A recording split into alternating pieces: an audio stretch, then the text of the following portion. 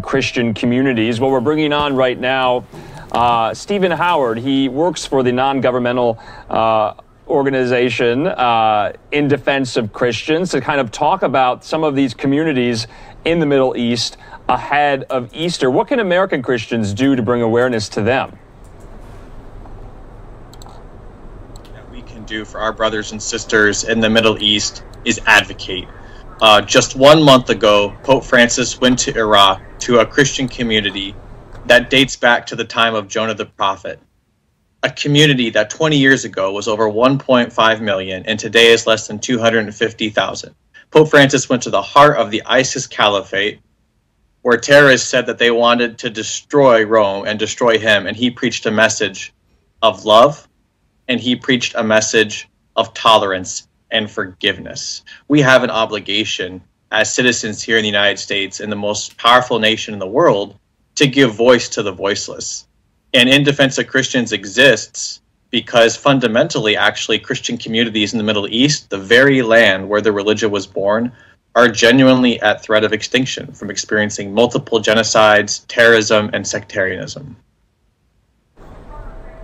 And Stephen, that visit by Pope Francis to Iraq just last month was extremely historic, but kind of go into some of the persecution still that exists for some of these communities there in the Middle East. What do they face on a day-to-day basis? I think we have to remind some of our viewers that this is really the birthplace of Christianity. And so they're still there and they're facing a lot of pressure at the moment. That's absolutely correct. And when I look at our work, I break it down into 3 areas. But number one, we have to preserve Christianity where it's doing well. And in terms of representation, Christianity is doing very well in Lebanon and Egypt. In Lebanon, we have a successful case where Christians and Muslims have worked together to build a thriving democracy. That's unfortunately a threat of extinction. And we have a lot as Americans to do to prevent Lebanon from becoming a failed state. When we look at Egypt, we see a Christian community dating back to the ministry of St. Mark that suffers as under second-class citizenship. The second part of our work is ensuring that Christianity doesn't go extinct where it's vulnerable. And right now, Christianity is very vulnerable of going extinct in Iraq and Syria. And the Pope's visit to Iraq brings a lot of momentum there. And we're excited to work with the United States Agency for International Development and providing assistance to ISIS survivors. And in Syria, we're looking to do everything that we can to support the community, both under regime-held territory as well as the community that's thriving in the Northeast. And then lastly, our work, it's so vital that we really push back against countries who persecute Christians at the state level. That would be Iran, Saudi Arabia, and Turkey. So there's a lot that we could go into there, Andrew, but I'll pivot back to you to see if there are any countries in particular that you want to touch on. Well, you know, let's kind of refocus this and go into what the Biden administration can do, what they are doing. We know Joe Biden is a man of faith. He's a devout Catholic, goes to Mass very frequently. He'll be celebrating Easter this weekend.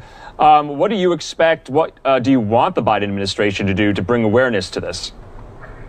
The best thing that the Biden administration can do is save Lebanon and stop Turkey.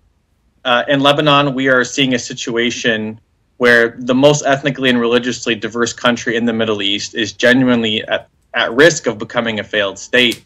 The Christian leadership of that country, under Patriarch Rai, who's the Cardinal Patriarch of the Maronite Catholic Church, is really calling out corruption in Lebanon, as well as genuine terrorist threats in Lebanon.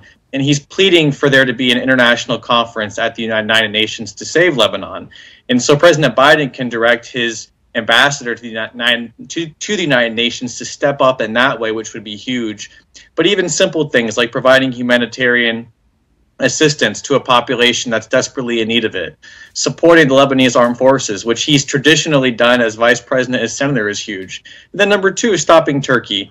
Turkey is completely out of control. They're persecuting Christians within their borders, and they're even supporting terrorist militias in countries like Syria and Azerbaijan. The number one thing that he can do to stop Turkey this month is recognizing the Armenian Genocide, in which we saw it was a Christian genocide that not even Armenians, but many Christian groups, Armenians, Greeks, Chaldeans, Assyrians, Syriacs, were killed. Over 3 million people were killed, and the United States at the White House level has failed to recognize that. And it's important that he stand on the right side of history. That's an issue that he campaigned on, and we are really working to ensure he lives up to it. So it's got to be Lebanon, saving Lebanon, and stopping Turkey.